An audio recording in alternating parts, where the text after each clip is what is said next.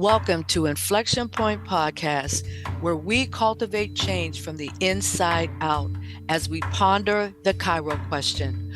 Will Cairo have to protest in his lifetime for the birthright to freely and peacefully exist in the skin in which he was born? We stand on the belief that dismantling racism goes beyond laws and legislation or politics and economics. Here, anti-racism activation is presented as an inside job where personal transformation and accountability impact social change. So take a seat at the anti-racism activation table with Inflection Point Podcast. Well, hello, and welcome to the newest episode of Inflection Point Podcast, where we are dedicated to the art of listening and authentic conversation. We challenge our audience to listen actively and intentionally for the purpose of self-awareness, understanding, and ultimately personal transformation. I'm your host, Anita Russell, and here's a hello from co-hosts Mavis and Gail. Hi there, I'm Mavis Bauman. Welcome. Hi, I'm Gail Hunter, and welcome to tonight's program. Excellent, excellent. So if you've been following us for the last episode or so, you know we've introduced this new topic. And that new topic is generational leaders, historical and contemporary. And the question that we're focusing on is, how does the Ghanaian principle of Sankofa empower generational leadership? So we're doing a series under the umbrella title of the Sankofa Generational Leadership Continuum. And the way I define that is this way. The Sankofa Leadership Continuum is a through line that runs from historical leaders of the past to contemporary leaders of the present to those who will emerge as future leaders, melding together historical and contemporary reality. This through line inspires activism, art, literature, ethnography, and research to fuel transformation. So I have two quotes from you from Nelson Mandela. The first one says, "For to be free is not merely to cast off one's chains, but to live in a way that respects and enhances the freedom of others." And then secondly, education is the most powerful weapon which you can use to change the world. And so when I think about those two quotes coming from Nelson Mandela, who is one of our past leaders, and the impact that he had on the world, not just in the work that he did specifically in South Africa, but he impacted the whole entire world. So I like that idea of living in a way that respects and enhances the freedom for yourself, but also for the freedom of others. And when I think about this idea of Sankofa leadership, that really resonates with me. So we are very blessed and very fortunate, and I'm so incredibly happy to have a special guest with us today. His name is Mr. Ja'Quan Lavender. He is one of those contemporary leaders that I'm talking about and thinking about as I unwind this thing called the Sankofa Leadership Continuum. He is the founder of the Ja'Quan Lavender Foundation in Steubenville, Ohio. And I met him totally at random. He had a job where he was working in downtown Pittsburgh. We're in Pittsburgh right now. And my office was right around the corner from where he was working. And I decided one day that I wanted to go check out this. It was a private club. And I thought I wanted to go check out this private club. And lo and behold, when I got there, I met Ja'Quan Lavender. And I was just so immediately impressed with who he is, how he speaks, how he carries himself, and the way that he talks about the work that he does. Not that work where he was in this space of doing this membership thing, but the work that he does outside of that, because that work is what is contributing to the Sankofa continuum of leadership that we're talking about here. So Ja'Quan, why don't you say hello and just give us a quick understanding of who you are? Like, what is your personal story? Yes, so thank you for having me on the show.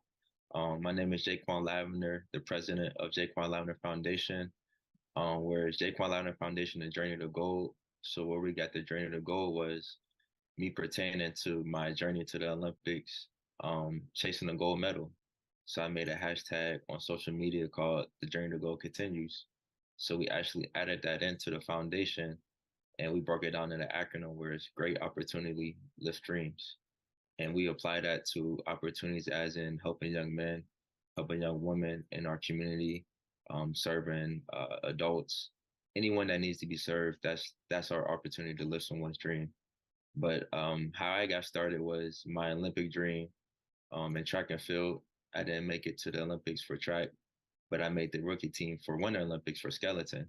So it was a different twist in my journey, but you know, very, very great journey. But I'm no longer an athlete. Always be an athlete at heart, but no longer an athlete.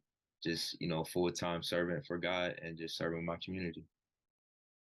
So tell me a little bit more about how did you even get to that place of going out for the Olympics? Like, what is that story that really defines who Ja'Quan as an individual actually is? 2012, when I seen the Olympics in high school, Mhm. the Rio Olympics, I believe it was London Olympics. I'm sorry, London Olympics, and I seen that people were running around the track just like I do for a certain amount of time and win a gold medal. And I was like, I love the concept of that. So that very night, I went on a long run with my brother, and it's this big hill called Sunset, and it's like a long steep hill, I believe, for like a mile and a half. And I remember like running that hill that night, just motivated. And I carried that Olympic mindset from high school to college into when I got to the actual professionals. So I was different and I never understood why I was different until I got older. And, people will call me weird or they'll call me a punk because I never wanted to hang out with them. And, they would be the ones that say, oh, let's go hang out with these girls. I'm like, nah, I'm gonna just go home. And then you can only imagine what they would say about me. But I would never let it bother me. I would just shake it off. And I just never knew until I got to this point. And I was like, it makes sense. And those same people that call me weird are the same people that's reaching out like, how can I get like you? How can I help you? How can I help you mentor these young men? And now I'm mentoring them because they're watching me. So it's funny how things come back in full fruition. So Yeah. Excellent, excellent. So when you think of leadership, do you see yourself within that context of leadership? And if the answer is yes, at what point in your life did you really begin to see yourself as a leader? definitely high school, carrying the whole track team since sophomore year. I played a big role, and my coach would be like, "You're that guy. You're the fastest runner that I have, and you have the grit and you have the grind. And when you come here and work, they're going to follow you." So once I started getting to my senior year, that's when everyone really started to follow me. Like, hey, I want to be like you. I said, don't be like me. When I'm gone from this team, be better than me. Break my records. Don't be like Ja'Quan Lavender. Only Ja'Quan Lavender can be like Ja'Quan Lavender. You can't be like me. So once I got off the college, it got better, and then once I got to professionals, it got 10 times better. But I just always watch, you know, the best of the best. I've been around the best of the best. I've been around Nike athletes, world record holders, Michael Johnson, LaShawn Merritt, English Gardner. I've been around the best of the best. The only thing different is they have the accolades. I didn't have the accolades. And, I always say if you cut their skin and you cut my skin, Mhm. don't bleed. There's no difference, just the awards. And we know that awards don't matter. It's just, who are you? Who are you truly? What is your character? What is your integrity? That's what people remember, not your awards. Right. Yeah, so Mavis and Gail, your thoughts or comments on what you're hearing so far from Ja'Quan? Yeah, I mean, I love how you allowed yourself to just be present enough to grow and to be patient enough, right? And to not be too judgmental and critical. And I'm sure you were to some extent. I always felt like an alien in my family, so I totally get what you're feeling. And I probably am to many extent.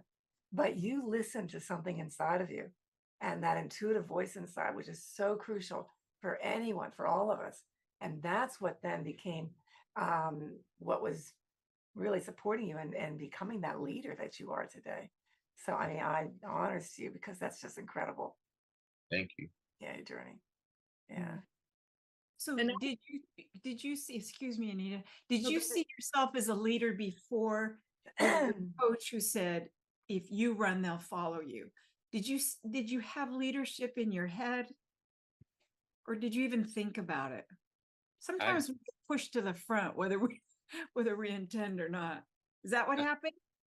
I did to an extent. I was used to being in the spotlight from a kid to now, which sounds very weird. I just felt like since a kid, I've been being watched. Like people will always watch me closely and criticize me closely. And once I Oh. got to high school, like I was saying, he seen something inside of me. I didn't really see it until he said it. So it takes the right person to bring it out of you. So once he brought it out of me, I began to get confident every year. And then once my senior year, I was the man.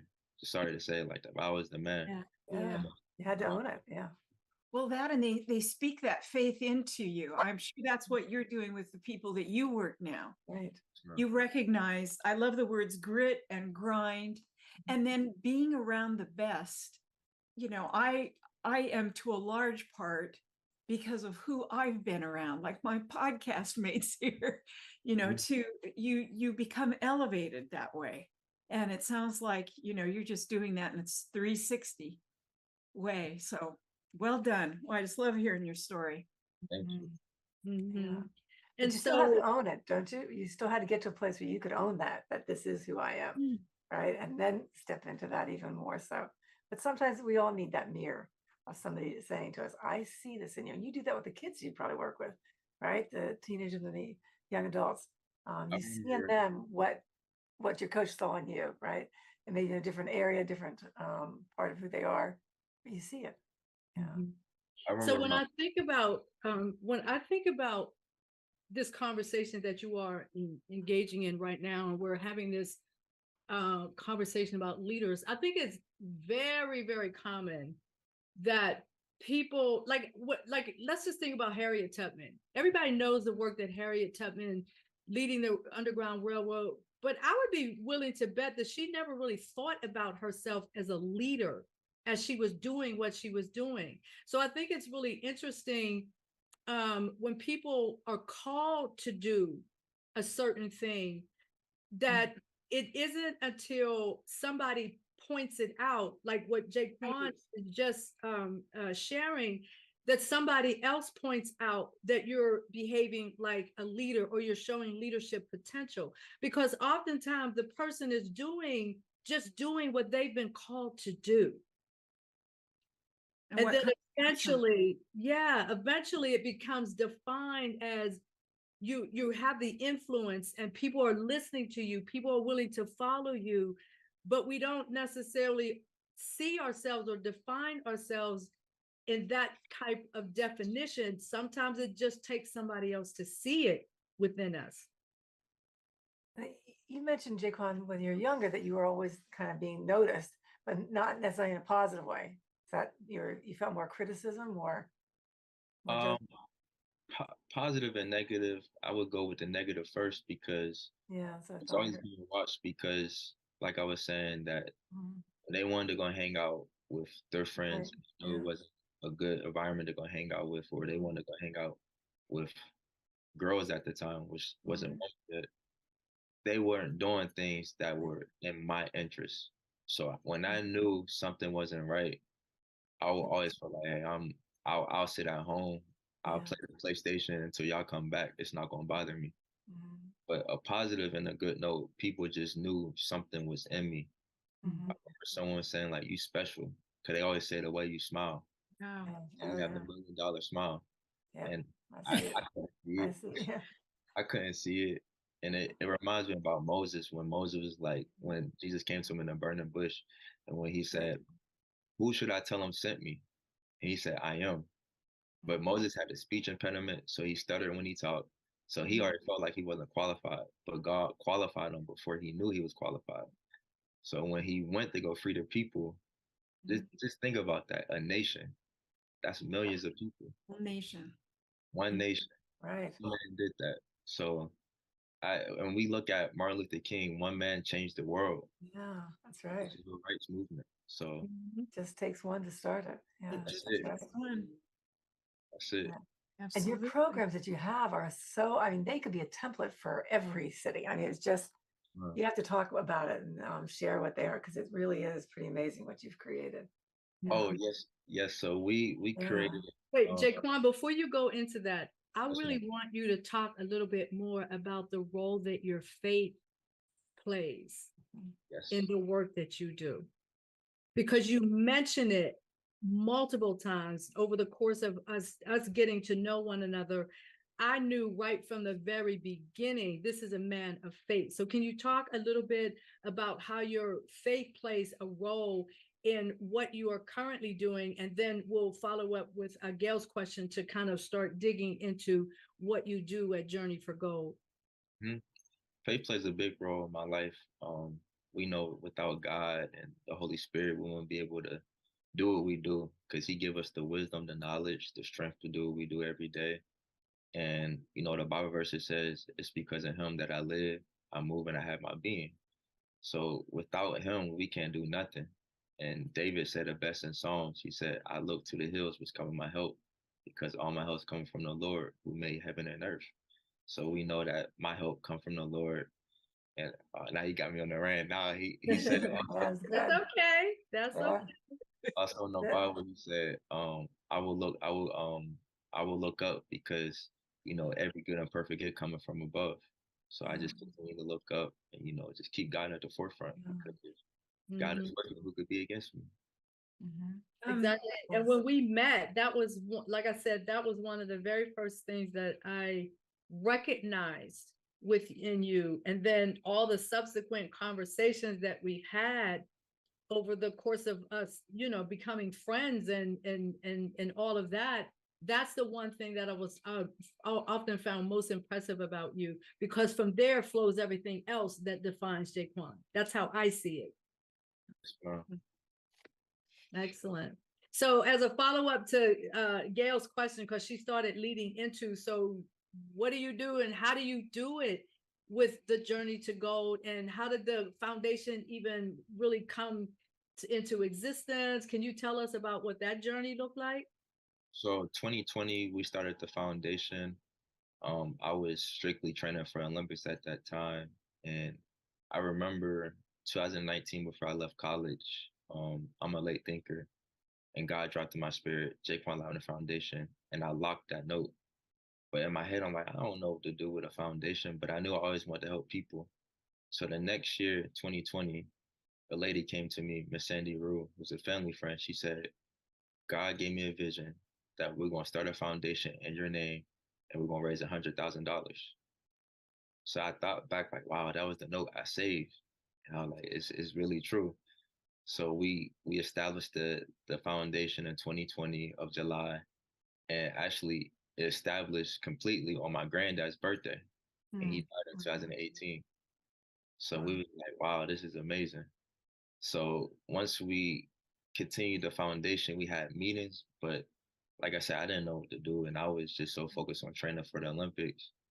And 2021 or 2022, my mom called me and was like, hey, it's time to come back home. And this was the time I was in Houston training.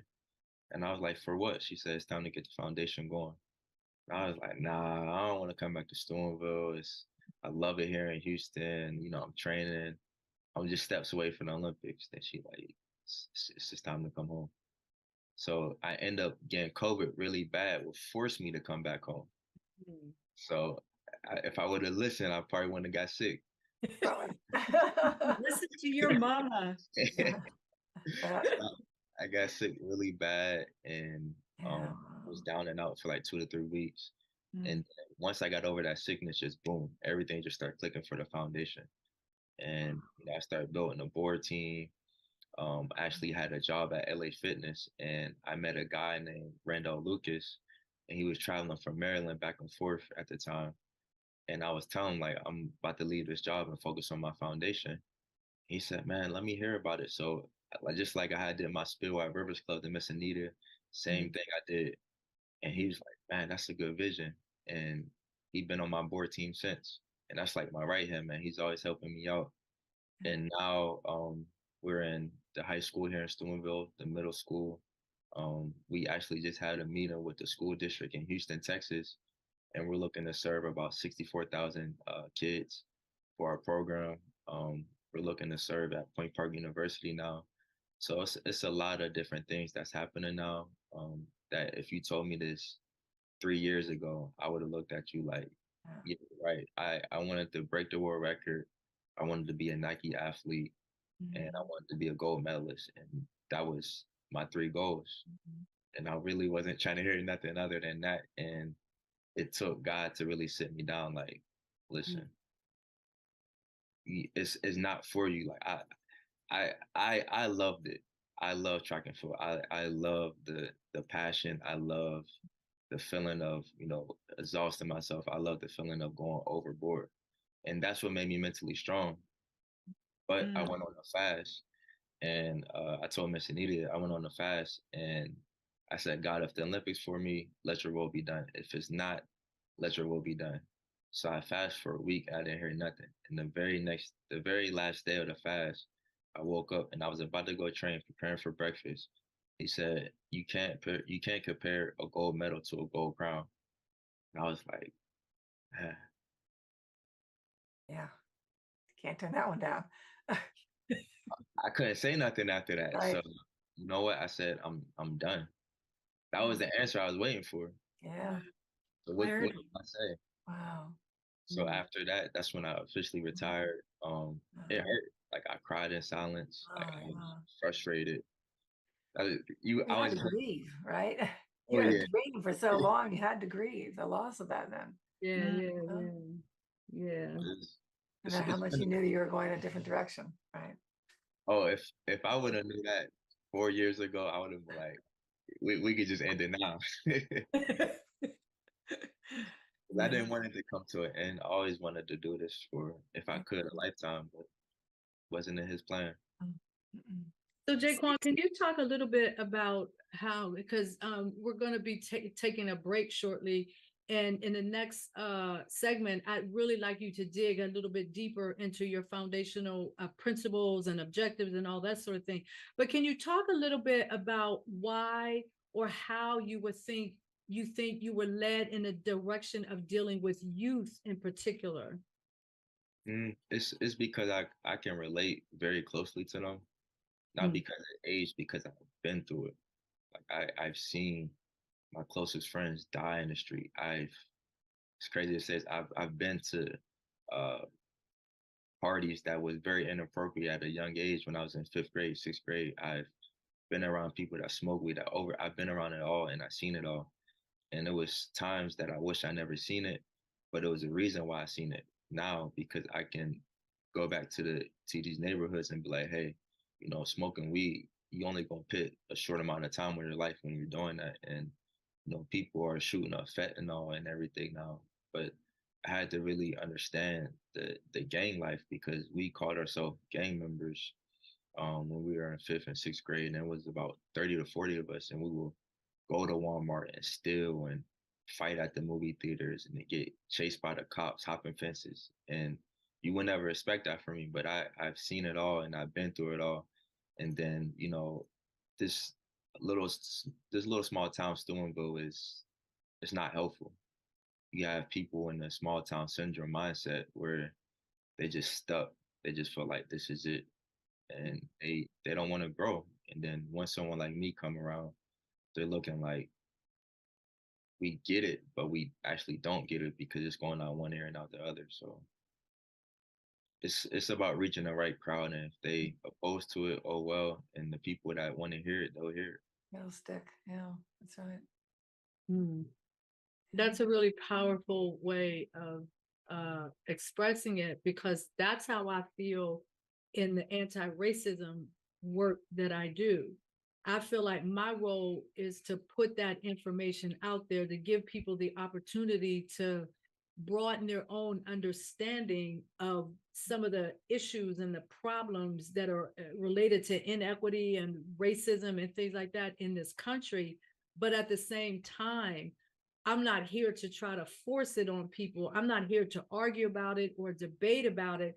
I'm looking for those individuals who take what I say and are ready to use that as a way for them to make a choice as to what kind of action do I want to take in this resistance process.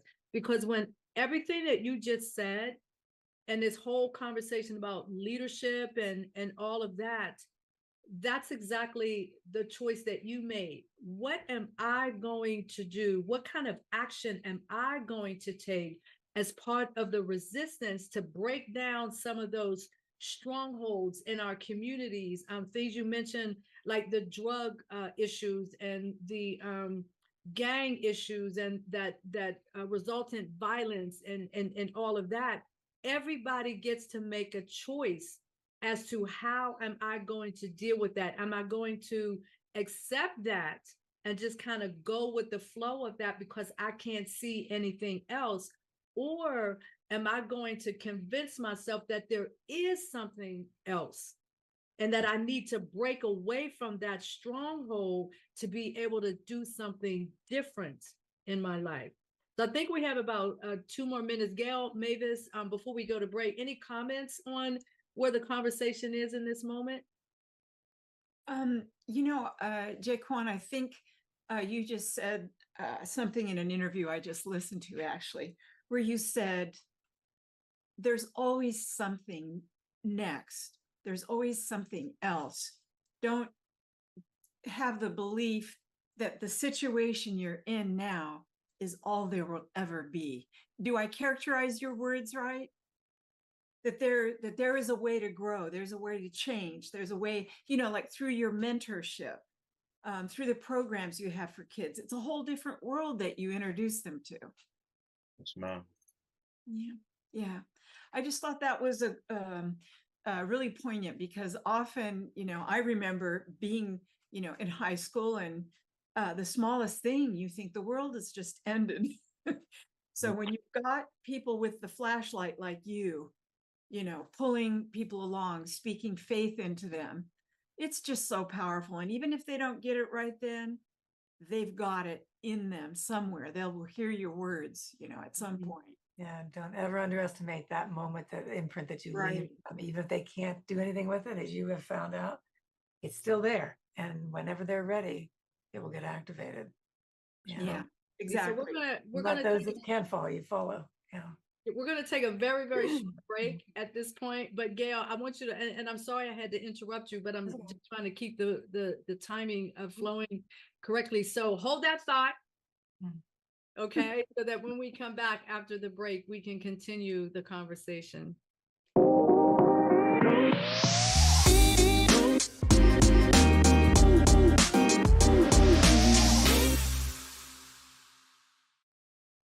So welcome back. You are listening to Inflection Point podcast on Transformation Talk Radio, and I'm so happy to just kind of go back to the conversation that we were having with our featured guest, Mr. Ja'Quan Lavender, a contemporary leader and founder of the Ja'Quan Lavender Foundation in Steubenville, Ohio. So before we went on break, Gail was about to make a particular comment about some things that we were discussing. So Gail, I want to give you the opportunity to finish out your thought. Okay. I think I was talking about how, based on what you were saying about, you can say something to somebody, but if they can't hear it in that moment in time, they're not going to, but somebody might. And someday they also might remember that you said that. So don't ever doubt the imprint that you leave on somebody, even if they act like you know nothing, you don't know anything about what they're going through, right? And even though you know that you do. So it's always important to remember that, and that there's always a door open, as you said, especially with the young people that you're working with. You remember back when you were 10, 11, 12 years old, and where you were in that moment in time and where you are now. I mean, that's a huge transformation that you chose to allow to happen in your life. And you did choose it. As much as you were choosing the Olympics, you then all of a sudden had a different choice presented to you, right? And you made another transformation in your life. And that one obviously is helping many kids. You know, there's always another option, another choice. I can say the same thing to 10 people. They'll hear it differently, or they'll hear it whenever they're ready to hear it. Yeah. Right, right. Ja'Quan, do you share a lot about your personal experience with the kids that you mentor? I do. You know, recently I started to open up about my suicide issue in 2016 when I was in college. Since one era, I'll tell you Yeah. about it. In 2016, when I was at Point Park University in Pittsburgh, I had a lot going on. I was injured. Me and my coach was in a bad fallout, so I was in the process of transferring. I had a 1.8 GPA, and it just felt like everything I worked for just fell apart in just one day. So I remember going back to my room, and luckily, my roommate and his girlfriend was there. I said, "You got a knife?" He said, "For what?" I said, "I'm about to commit suicide." And then their mouths just dropped like, "Huh?" Oh my gosh. I feel like that was the hardest I ever cried in my lifetime for like 30 minutes. I remember I Really? was Yeah. depressed for a week. I stopped going to class. I stopped going to practice. I Mm. would just sit in the dark. I would just lay in the dark. I didn't want to be bothered. It was probably one of the lowest points of my lifetime. But I started to go back to church more, and I feel like every time I went to church, the pastor was just speaking right to me. I'm like, how he know? How he know what I'm going through? And it was just very good that that God was still working on me. He was still developing me. And once I start opening up more about that situation, people would be like, wow, I really commend you for speaking up about that, because it's not an easy topic. It took me years to get comfortable talking about that. And a lot of people just think that what I went through as far as the Olympics, they think I had the golden path or the golden boy my whole life. And that's actually the hardest path, because you have to face so much adversity, and opposed to family members saying that you're not going to make it, and friends that don't support you, and they just feel like reposting your picture or something to support, which is support, but we need to do better than that, if that's what they call support. So a lot of adversity made me into who I am today. Well, Ja'Quan, I just want to thank you for being and having the courage to open up and share your story, because to a great extent, that's what the work that I do, the work that Gail, Mavis, is all about: giving people that space to be able to share openly and honestly what their story is, particularly when there's a triumphant message embedded in that story as well. So I thank you very much for sharing that. But I'd like to gear the conversation in a different direction now. The Ja'Quan Lavender Foundation is kind of based on this journey of gold, which I look at as a philosophy. And GOLD is actually an acronym for Great Opportunities Lifts Dreams. So can you talk about what that means to you, this idea of great opportunities lifting dreams, and how did that then become this foundation that you're a part of, and maybe even discuss some of the objectives of Journey to Gold? Well, our main mission, as I explained, is to really to build prudent men and prudent women in life. I take prudent from King Solomon from Proverbs. He talked a lot about the prudent man and the foolish man. And we know that the prudent man was the wise man. He would take heed to wisdom, to counseling. He never would disregard it, but the foolish man would disregard everything. So my job is to really get these guys to understand that when someone's talking to you, listen. Even if you don't understand at the moment, just listen. Everyone wants to be quick to speak, but don't want to be listening, which they miss the point. So we have to really get these guys to understand that, when someone's talking, shh, sit still for a second. You'll be okay. Don't look at your phone. You're not missing nothing on social media, I promise. But my biggest thing is, manhood and fatherhood. And I think that's the difference between my program between Steubenville, Pittsburgh. A lot of people talk about the life skills and the typical things, which is great. but you need to get to the root of things. And the fatherhood and manhood is the biggest thing. And I was just talking to someone a couple of days ago, and I said, man, it's a lot of men in this world that are sorry. And I say they're sorry because, sorry, I'm about to say this. They want the pleasure for 15 to 20 minutes with a woman, but they don't want the responsibility. Right. So now that's a man in a boy's body. Yeah. So now he has a kid, but he can go to the club and spend $5,000. But when the kid needs $20, he opposed to it. He got a car that's $400, and the rims is $5,000. But the mother needs child support. But now you got an attitude because the woman needs help.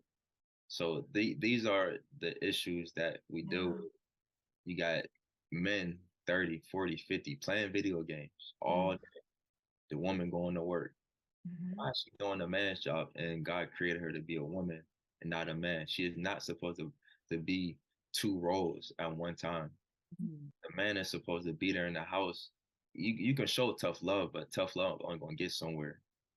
Tough love that's played out. You gotta really sit down and say, hey son, what can I do for you?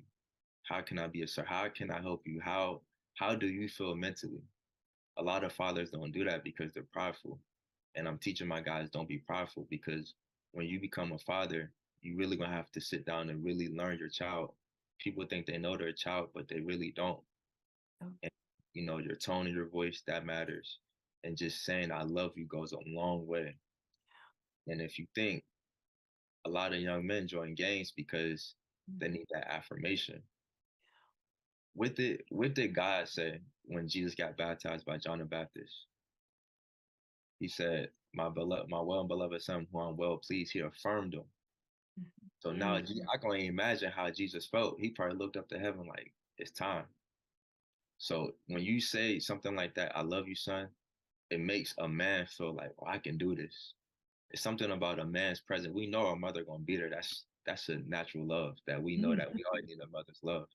But it's something about when your father is there, you like, yeah, I can really do this. Like say if someone was in the weight room and they had to do 100 push-ups and they got to 90 and they were like, oh, I'm tired. But as soon as you hear your dad voice, you can do it, son. Huge. You can do an extra 20.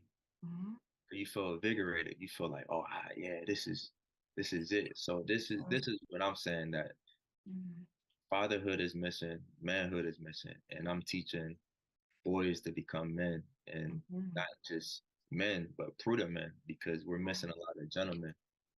We're still young-minded. You can be old, you can be 60-year-olds with no wisdom, and that's just, to be honest, I've been around them. And it's sad to say, they always sit in the barbershop saying, oh, if I would have did this, or always. And I always tell my guys, don't be the barbershop man. I said, there's a barbershop man versus the blueprint man. If you go into the barbershop, you're going to tell these kids about the blueprint. The blueprint is you're going to make it out of Steubenville and you're going to be successful. Don't be the barbershop man that sit there for hours drinking a pop and eating a fish sandwich saying, oh, back in my day, if I was your age, I would. That stuff don't matter no more. You're not helping no one become better.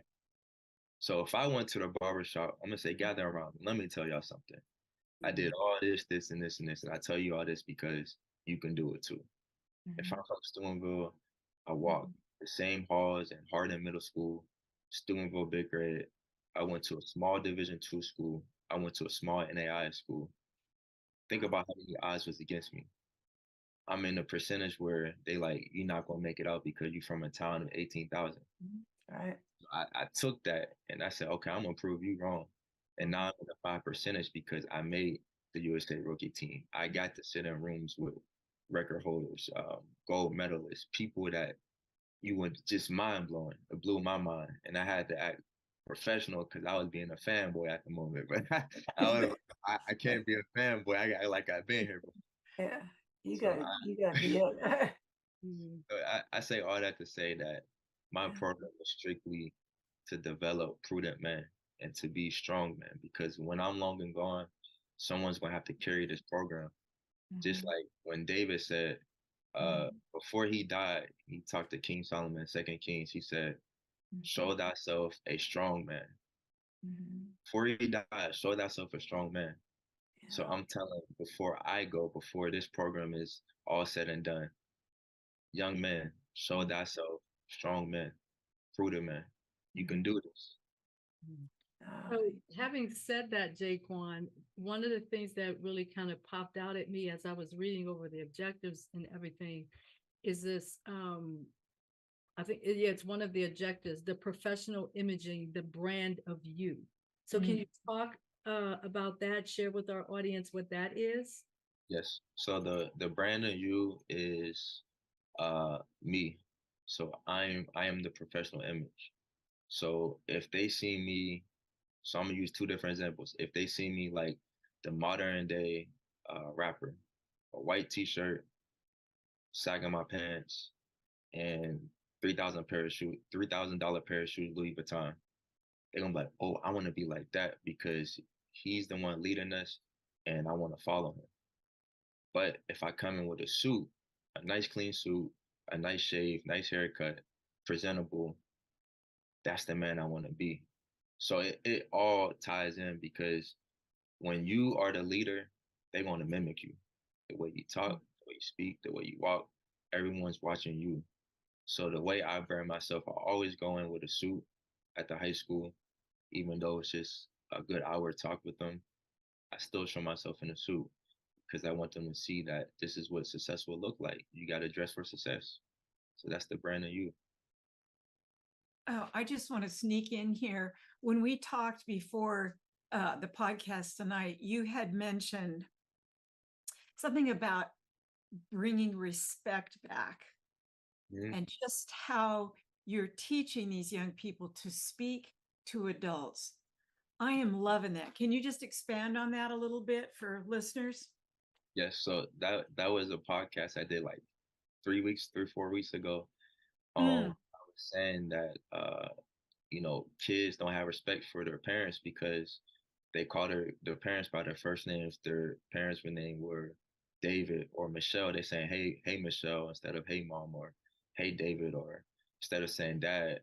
And it's sad because it's going both ways. It works both hands. They're comfortable with their parents because the parents want to be their best friend, which the parents should be the mentor instead of trying to be their best friend. I see it all the time here. These kids are going to the club with them, drinking, smoking weed. And I see it all the time on Facebook. They go on Facebook Live. They think it's funny. And it's actually not funny because now we got the younger kids that's 20. They letting their little 5-year-old cuss and he know the whole dictionary of cuss words. And that's sad. Everybody laughing. Ha, ha. It's not funny because now you're making that little boy into a monster. Because by the time he gets to 10, he's gonna cuss out the whole family, and then you telling him you're gonna be just like your dad. You ain't gonna be nothing. You're gonna go right to jail. You're gonna go right to the streets, and you're gonna end up dead like him. mhm. He ain't. Starts there. It hurts Yeah. because now you affirmed him with that. Now he think like, man, I'm gonna be just like my dad. And it's sad because now that you put those thoughts in his head, he becomes it. Mhm. So you are changing and transforming the generational paradigm as a parent, as an adult, as a man, as a woman, whatever, right? You are really helping these young people do that. That's incredible. I asked God, Yeah. I said, God, make me the modern day Paul. I said, I'm not scared. I'm not worried about what people Yeah. do with me. Right. Long as I can be the light, well, not the light, but to bear witness for you, Right. tell people about the light, which is Christ, that I'm Oh, doing let the good. light shine through. Yep. And what you're doing is you're speaking truth, right? Yes, ma'am. You're willing to risk that vulnerability and tell them the truth. Yes, Yeah, ma'am. of what you have learned, right? What you have known. You mentioned earlier something about 64,000 kids that you're reaching out to. Yes, ma'am. So I it can't different. even do that math in my head, how you're doing that. You have a staff of 100, or That's how are you doing that? that's the goal. We know that the district has 64,000 kids. Oh, We don't know how many we will get, Yeah. I'm sure it would be Thousands, probably. thousand. Yeah. That's Mhm. just wonderful. Let's make Wow. it 64 million. Yeah. You know, we've talked about just what's happening, especially to men in the world, the changes in our culture, and how you are reaching into these young boys in terms of defining manhood again for them. I just think that is so fabulous. We'll be watching you in the news. Yeah. But you are that model that they need to have Yes, to look up to and to exactly. learn from, right? The If they don't world have it at needs. home, you're being Yeah. that, and those that are working with you are, which is incredible. Mm. So, Ja'Quan, I want you to kind of project yourself into the future. And given the work that you're doing in this final, like, few minutes that we have, can you talk about where you ultimately want, what is it that you ultimately want to see, say like 10 years from now? And you're looking back on the work that you've done with the foundation, the journey to goal. What are some of those things that you would like to see if you could project yourself into that 10 years from now? Here are some of the things that we have accomplished. Here is the difference that I've been able to make. So my goal in 10 years to have the program in every state in the United States and eventually in the world. So, maybe just the first one that came to my mind is like Dubai or somewhere, or Africa, somewhere like that, but baby steps first. Here in the United States, definitely have centers almost in every state as well. Because eventually when I'm older, I always tell myself when I have a son, I'm gonna teach my son everything that I learned, and he'll be the executive director of this foundation. So Yeah. that's my Yeah. goal, is to just Wow. prepare the way for my son that's gonna be in this position one day. Mm. And I'm glad you mentioned the idea of kind of multiplying this or duplicating it across multiple communities, because we've actually talked about Yeah. uh, replicating what you do in Yes. Steubenville in the city of Pittsburgh. So Oh, that's yeah. a conversation that you, Gail, and I in particular, but Mavis, although Mavis is in New Jersey, but just kind of having that conversation, because here's three people right here Yeah. that, the work that Gail does with the OMA organization, I've shared with you that leadership development program for youth that I put together. And so there are these synergies. And that's what I like about the work that I see that's being done now in the anti-racism space, and, the personal transformation space, and having these conversations, is that these synergies are being developed and linked together. And those synergies are what give us the power at that grassroots level to push up and uproot those things that have been holding us in bondage and captive for centuries. Yes, yes. And Ja'Quan, I mentioned to you that I have this organization that works with genocide survivors in Rwanda. I already thought about you and speaking to these young people, many of whom lost their parents. And so they weren't raised, they didn't have role models. And oh man, they would be transfixed by you, because they want to learn those things. They want to learn the respect, how to be in the world, how to speak, how to promote themselves and their skills, Yeah, so we'll get you started in Rwanda. Small thing. Exactly. And Well, we that'd be definitely get you great. going to Pittsburgh. Yeah, after Pittsburgh. Yeah. And Houston and every other city. Right. Yeah, You're right. gonna do it. You are doing it.